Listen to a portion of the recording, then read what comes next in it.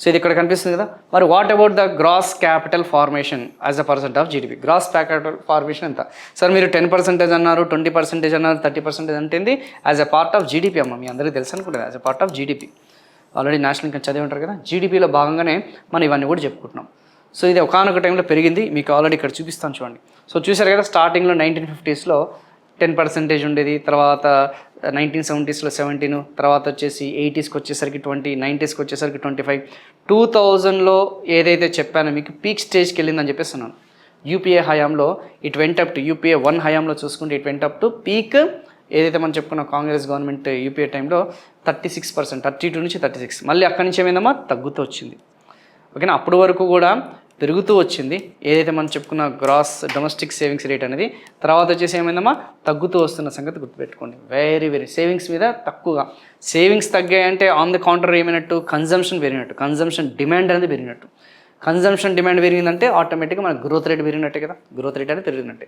So on the contrary అది ప్యారల్గా చూసుకుంటే అంతే విధంగా ఇన్వెస్ట్మెంట్ రేట్స్ ఎప్పుడు కూడా కొంచెం ఎక్కువగానే ఉంటాయమ్మా. Comparatively savings investments will be somewhat higher only.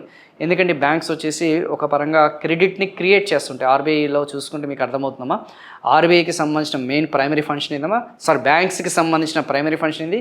ఒకటి సేవింగ్స్, రెండోది వచ్చేసి లోన్స్ ఇవ్వడము, మూడోది వచ్చేసి క్రెడిట్ క్రియేషన్ అంటాం. ఓకే, ఆ యొక్క మనీ ద్వారా డిపాజిట్స్ ద్వారా క్రెడిట్ని క్రియేట్ చేస్తూ ఉంటుంది. సో అలా మనకి క్యాపిటల్ ఫార్మేషన్ అనేది ఎప్పుడు కూడా మనకి ఏది ఇన్వెస్ట్మెంట్స్ అనేది ఎప్పుడు కూడా ఎక్కువనే ఉంటాయన్న సంగతి గుర్తుపెట్టుకున్నాం. ఓకేనా. సో అలా ప్యారల్గా దానికి దీనికి యావరేజ్గా సిమిలర్గానే ఉంటాయి. ఎంతైతే సేవింగ్స్ చేస్తాం అంతే. ఒకవేళ ఏదైనా గ్యాప్ ఏమైనా వచ్చిందంటే ఒక రకంగా చెప్పంటే రుణాలు తీసుకున్నట్టే మనం, ఒక రకంగా చెప్పంటే వీఆర్ టేకింగ్ లోన్స్ అని చెప్పేసి అనొచ్చు. సో ఈ రెండు కూడా ఆల్మోస్ట్ సిమిలర్గానే ఉన్నాయి. ఒకనొక టైంలో రెండు కూడా పెరుగుతూ వచ్చాయి. Okay, kept on increasing. తర్వాత మళ్ళీ ఏమైందమ్మా ఈ మధ్యకాలంలో చూసుకుంటే తగ్గుతూ వచ్చాయి. 2010 నుంచి తగ్గుతూ వచ్చాయి. ఆ యొక్క బేస్ వచ్చేసి మనకి 2010.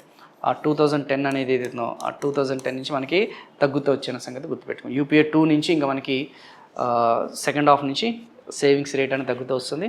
ఇన్వెస్ట్మెంట్ గ్రాస్ క్యాపిటల్ ఫార్మేషన్ అంటే ఈ గ్రాస్ క్యాపిటల్ ఫార్మేషనే కదమ్మా మనకి ఇంపార్టెంట్, అంతే కదా. గ్రాస్ క్యాపిటల్ ఫార్మేషన్ అనేది మనకి చాలా ఇండియన్ ఎకానమీని డ్రైవ్ చేసేది, ఎంప్లాయ్మెంట్ని క్రియేట్ చేసేది, గ్రోత్ రేట్ని ఎన్హాన్స్ చేసేది. ఆల్రెడీ ఎగ్జిస్టింగ్ ప్రొడక్షన్ యాక్టివిటీస్ అనేది స్టేబుల్గా ఉండేటట్టు చూసుకుంటుంది ఎకానమీని. కానీ మనం ఇంక్రీజ్ చేయాలంటే క్యాపిటల్ అసెట్స్ అనేది ఏదైతుందో క్యాపిటల్ అనేది పెరుగుతుండాలి. సో అలా పెరగాలంటే ఇది గ్రాస్ క్యాపిటల్ ఫార్మేషన్ అనేది పెరుగుతుండాలన్న సంగతి గుర్తుపెట్టుకోండి.